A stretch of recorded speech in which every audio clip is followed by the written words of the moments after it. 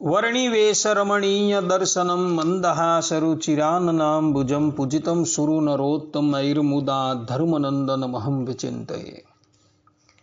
असतो मा षड्गमय तमसो मा ज्योतिर्गमय मृत्युर्मा अमृतं गमय। ओम शांति शांति शांति। अस्मद्गुरु समारंभां नाथयामुनमध्यमां लक्ष्मीवल्लभपर्यन्तां वंदे गुरु परंपरा।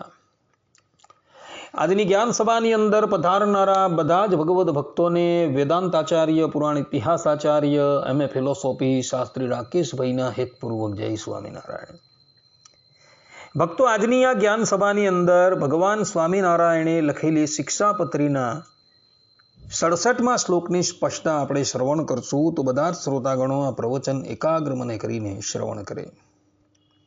ભગવાન સ્વામિનારાયણ શિક્ષાપત્રીના 67મા શ્લોકની અંદર કહે છે કે અન્ન વસ્ત્રાદિભિ સર્વેર સ્વકીયાઃ પરિચારકાઃ સંભવનીયાઃ સતતમ યથા યોગ્ય યથા ધનમ। અર્થાત કે પોતાના જે સેવક હોય તે સર્વની પોતાના સામર્થ્ય પ્રમાણે અન્ન વસ્ત્રાદિ કે કરીને યથા યોગ્ય સંભાવના નિરંતર રાખવી જોઈએ। ભક્તો, પરિજનાદિ વૈભવશાળી પુરુષે પોતાની કે પોતાની પરિચર્યા આચરનારા જે સેવકો હોય તે સર્વને નિરંતર તે કાળમાં યથા યોગ્ય અન્ન વસ્ત્રાદિકથી સંતુષ્ટ કરવા જોઈએ। જો તેઓને અન્ન વસ્ત્રાદિકથી સંતુષ્ટ કરવામાં ન આવે તો ગૃહસ્થ પુરુષ ક્લેશનો ભાજી થાય છે। માટે પોતાની સેવા કરનારા જે સેવકો છે, સંબંધી છે, એને તે કાળની અંદર અન્ન વસ્ત્રાદિકથી અવશ્ય સંતુષ્ટ કરવા જ। વાલ્મીકી રામાયણ ઉત્તરકાંડ 64મા અધ્યાયના 6થા શ્લોકની અંદર સ્પષ્ટ રૂપે ભગવાન શ્રી રામ શત્રુઘ્નને કહે છે, ન યર્થાસ્તત્ર તિષ્ઠન્તિ ન દારા ન ચ બાંધવાઃ સુપ્રીતો ભૃત્યવર્ગસ્તુ યત્ર તિષ્ઠતિ રાઘવ। અર્થાત કે હે શત્રુઘ્ન,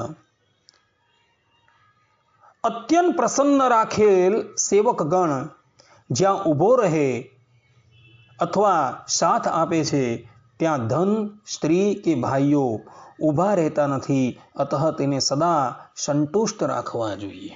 આ પ્રમાણે ભગવાન શ્રી રામ સ્પષ્ટ રૂપે કહે છે કે સંતુષ્ટ થયેલો પોષ્ય વર્ગ આપતકાળના સમયની અંદર જેવો કામમાં આવે છે ને, એવા તો પોતાના સંબંધીઓ તથા પોતે સંગ્રહ કરેલું ધન જે છે એ પણ કામમાં નથી આવતું। માટે ગૃહસ્થ પુરુષે પોતાના પોષ્ય વર્ગનું અવશ્ય અન્ન વસ્ત્રાદિકથી પાલન કરવું જોઈએ। એ જ સનાતન ધર્મ છે। આ સંબંધની અંદર એક બે દ્રષ્ટાંત જે છે એ અવલોકન કરવા યોગ્ય છે। જે દ્રષ્ટાંતનું અવલોકન કરતા આપણે બધાને સ્પષ્ટ રીતે આ શ્લોકનો ભાવાર્થ જે છે એ વિદિત થઈ જશે। શ્રીમદ ભાગવતના એકાદશ સ્કંદના 23મા અધ્યાયમાં ઉજ્જૈનમાં રહેતા કદર્ય નામના બ્રાહ્મણનું ચરિત્ર આવે છે। આ કદર્ય નામના બ્રાહ્મણે ખેતી, વેપાર વગેરે દ્વારા ખૂબ સંપત્તિ ભેગી કરી હતી, પરંતુ તે અત્યંત કૃપણ, કામી અને લોભી હતો। ક્રોધ તો તેને વાત વાતમાં આવી જતો હતો। તેણે પોતાના જ્ઞાતિજનો અને અતિથિઓને ક્યારેય પણ મીઠી વાણીથી પ્રસન્ન કર્યા ન હતા, તો ખવડાવવાની તો વાત જ ક્યાં રહી। તેના ઘરમાં ધર્મ કર્મથી શૂન્ય બનીને બધા જ સંબંધીઓ રહેતા હતા, કારણ કે ધનના અભાવની અંદર કોઈ ધર્મ કર્મ કરી શકતા ન હતા। આ કદર્ય બ્રાહ્મણે અન્ન વસ્ત્રાદિકથી પોતાના પરિજનોને તો સંતુષ્ટ રાખેલા જ ન હતા, પરંતુ એ ધનનો ઉપયોગ પોતે પણ કરતો ન હતો। કેવલ એ ધન કમાઈને એ ધનની રક્ષા કરતો હતો.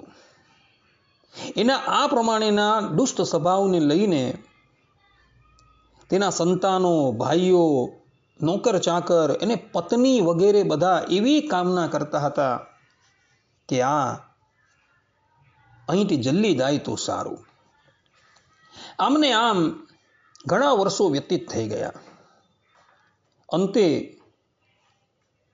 પંચમહાયજ્ઞના હકદાર દેવતાઓ આ બ્રાહ્મણની ઉપર કોપાયમાન થઈ ગયા છે. કારણ કે આ બ્રાહ્મણે પોતાના જીવનની અંદર કોઈ પણ સત્કર્મ કરેલું હતું નહીં. નહીં તો એણે ધનથી દેવતાઓને સંતુષ્ટ કરેલા, કે ન તો પિતરોને, કે ન તો પોતાના સંબંધીઓને. એટલે બધા જ દેવતાઓ જે છે એ આ બ્રાહ્મણની ઉપર કોપાયમાન થઈ ગયા છે. અને એને લઈને એના બધા જ પૂર્વના જે સુકૃત હતા એ સમાપ્ત થઈ ગયા. જે ધન એ સંગ્રહ કરીને એની રક્ષા કરતો હતો એ ધન સંબંધી રાજાને જાણકારી થઈ. એટલે રાજાએ કેટલુંક ધન એની પાસેથી પડાવી લીધું. ચોર લોકોને ખબર પડી કે આ બ્રાહ્મણની પાસે ઘણું ધન છે, તો કેટલુંક ધન જે છે એ ચોર લોકો ચોરી ગયા. બાકીનું ધન જે હતું એ એના સંબંધીઓએ લઈ લીધું. અને પછી બધા જ સંબંધીઓએ એને ઘરની બહાર કાઢી મૂક્યો. અને આ કદરીય બ્રાહ્મણ જે છે એ તે સમયે પોતાની કરણીની ઉપર પશ્ચાતાપ કરવા લાગ્યો. કહેવાનું તાત્પર્ય એ છે કે કદરીય નામના બ્રાહ્મણે પોતાના જીવનની અંદર ધન જ કમાયું અને ધનનો સંગ્રહ કર્યો, પરંતુ એના દ્વારા એણે પોષ્ય વર્ગનું પાલન ન કર્યું, તો અંતે દેવતાઓ જે છે એના પર કોપાયમાન થઈ ગયા. અને દેવતાઓએ જ રાજાને, ચોરોને અને એના સંબંધીઓને પ્રેરણા કરી. અને એને લઈને એઓએ આ કદરીય બ્રાહ્મણનું બધું જ ધન જે છે એ લૂંટી લીધું અને એને ઘરની બહાર કાઢી મૂક્યો. માટે ભક્તો, પોતાનો જે પોષ્ય વર્ગ છે એ પોષ્ય વર્ગની તમે અન્ન વસ્ત્રાદિકે કરીને અવશ્ય સેવા કરજો. અન્યથા જો એ લોકો કોપાયમાન થઈ ગયા ને, તો તમારી હાલત પણ પેલા કદરિયાના જેવી થશે. આ સંબંધની અંદર મહારાણી દ્રૌપદીજીના જીવનનું પણ એક ચરિત્ર જે છે એ અવલોકન કરવા યોગ્ય છે. દ્રૌપદીજી જે દિવસથી પાંડવો સાથે લગ્ન કરી ઇન્દ્રપ્રસ્થ પધાર્યા, તે દિવસથી તેઓએ પાંડવોના ઘરના પોષ્ય વર્ગની તમામ જવાબદારી પોતે ગ્રહણ કરી લીધી હતી. તેઓ પ્રાતઃકાળે વહેલા ઊભા થઈ સમુચિત સેવા માટે સન્નદ્ધ રહેતા હતા. પોતાની સાસુ વીર જનની આર્યા કુંતી દેવીની ભોજન, વસ્ત્ર અને જલ આદિથી તેઓ નિત્ય સંભાવના કરતા હતા. મહારાજા યુધિષ્ઠિરના મહેલમાં પ્રતિદિન 60,000 બ્રાહ્મણ સુવર્ણની થાળીની અંદર ભોજન કરતા હતા. અને જ્યારે એ લોકો ભોજન કરી દે ત્યારે એ જ થાળી એઓ દક્ષિણાના રૂપમાં લઈ લેતા હતા.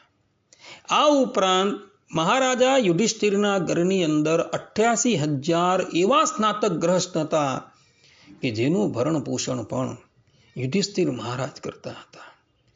એ સિવાય બીજા 10,000 ઉર્ધ્વ રહેતા યતિ તેઓને ત્યાં રહેતા હતા.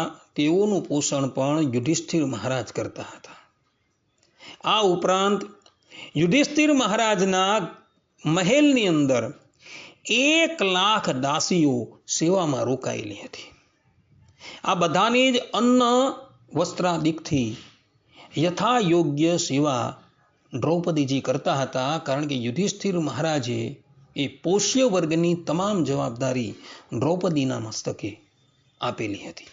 અને દ્રૌપદીજી આ બધા જ લોકોને અન્ન વસ્ત્ર જળથી તૃપ્ત કરીને અંતે ભોજન કરવા બેસતા હતા. પોતાના પોષ્ય વર્ગને પરિપૂર્ણ રીતે તૃપ્ત કરી અંતે એવો અન્ન ગ્રહણ કરતા હતા. ભક્તો, શાસ્ત્રોની અંદર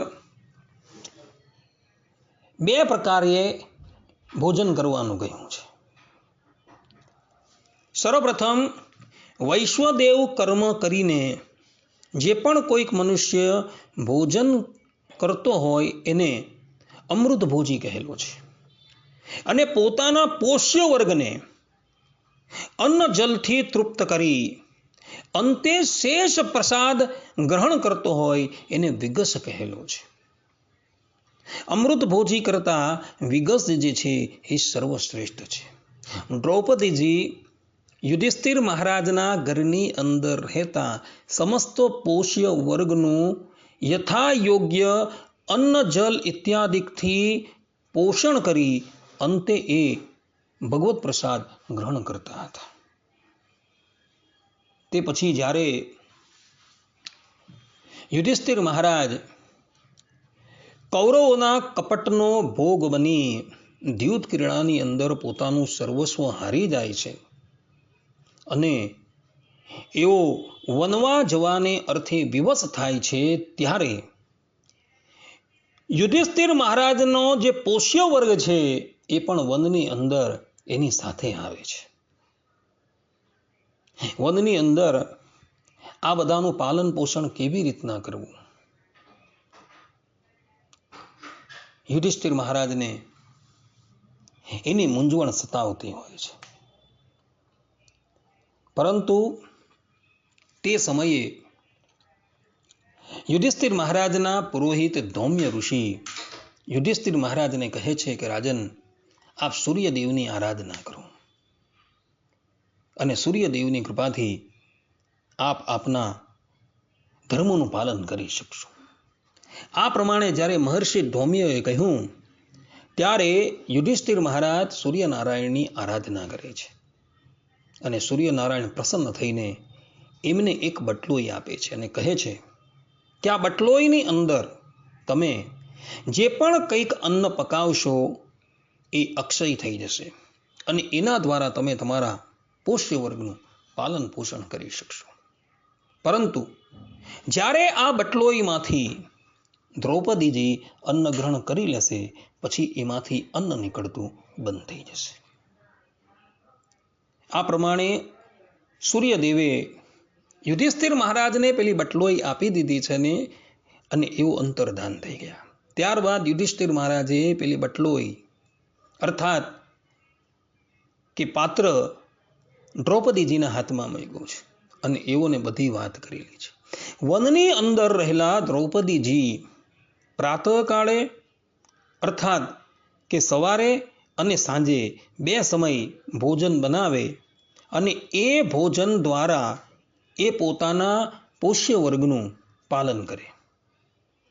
વનની અંદર પણ દ્રૌપદીજીનો નિયમ હતો કે જ્યાં લગીન પોતાનો પોષ્ય વર્ગ અન્ન જળથી તૃપ્ત ન થાય ત્યાં લગીન અન્ન ગ્રહણ કરવું નહીં. જ્યારે પોષ્ય વર્ગ પૂર્ણ રીતે સંતુષ્ટ પામી જાય ત્યારબાદ જ દ્રૌપદીજી અન્ન ગ્રહણ કરતા હતા અને પછી પેલી બટલોઈમાંથી અર્થાત કે પાત્રમાંથી અન્ન નીકળતું બંધ થઈ જતું. આ પ્રમાણે ભક્તો આપતકાળના સમયની અંદર પણ પાંડવોની સાથે પેલો પોષ્ય વર્ગ જે છે એ આવેલો હતો. જે પોષ્ય વર્ગ ઇન્દ્રપ્રસ્થની અંદર પાંડવોના મહેલમાં રહીને વિવિધ પ્રકારના પકવાન ગ્રહણ કરતો હતો, એ આપતકાળની અંદર પણ પાંડવોનો સાથ છોડતો નથી. અને પાંડવો જ્યારે વનમાં આવે છે ત્યારે વનની અંદર પણ એ પોષ્ય વર્ગ જે છે એની સાથે આવે છે અને તે સમયે પણ પાંડવો જે છે એ પોતાના પોષ્ય વર્ગનું પાલન કરતા હતા.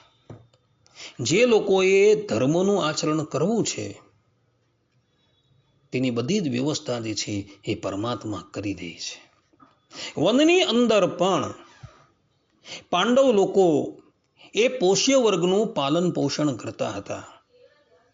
ભગવાનની કૃપાથી સૂર્યનારાયણે એમને જે બટલોઈ આપી હતી એ બટલોઈમાંથી અન્ન નીકળતું હતું અને એના દ્વારા એઓ એ પોષ્ય વર્ગનું પાલન કરતા હતા.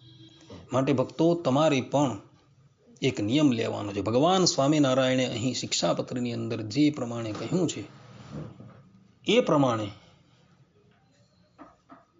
તમારો જો પોષ્ય વર્ગ હોય તો એ પોષ્ય વર્ગને અન્ન વસ્ત્રાદિકથી સંતુષ્ટ પમાડી તમારે એનું શેષ જે છે એ ગ્રહણ કરવાનું છે. પોષ્ય વર્ગને ક્યારેય પણ તમે અસંતુષ્ટ કરતા નહીં. જ્યારે તમારી ઉપર કદાચ કષ્ટ આવશે ત્યારે એ પોષ્ય વર્ગ જે છે એ જ તમારી સન્મુખ ઢાલ બનીને ઊભો રહેશે. માટે ભક્તો, ભગવાન સ્વામિનારાયણે અહીં જે પ્રમાણે શિક્ષાપત્રીની અંદર કહ્યું છે એ જ પ્રમાણે તમે પણ તમારા પોષ્ય વર્ગનું પાલન કરજો. આટલું કહીને હું મારા પ્રવચનને અહીં વિરામ આપું છું. સર્વે સંતુ નિરામયઃ, સર્વે સુખીનો ભવંતુ, સર્વત્રાણી પશ્યંતુ, મા કશ્ચિત દુઃખ ભાગ ભવેત અસ્તુ. જય સ્વામિનારાયણ.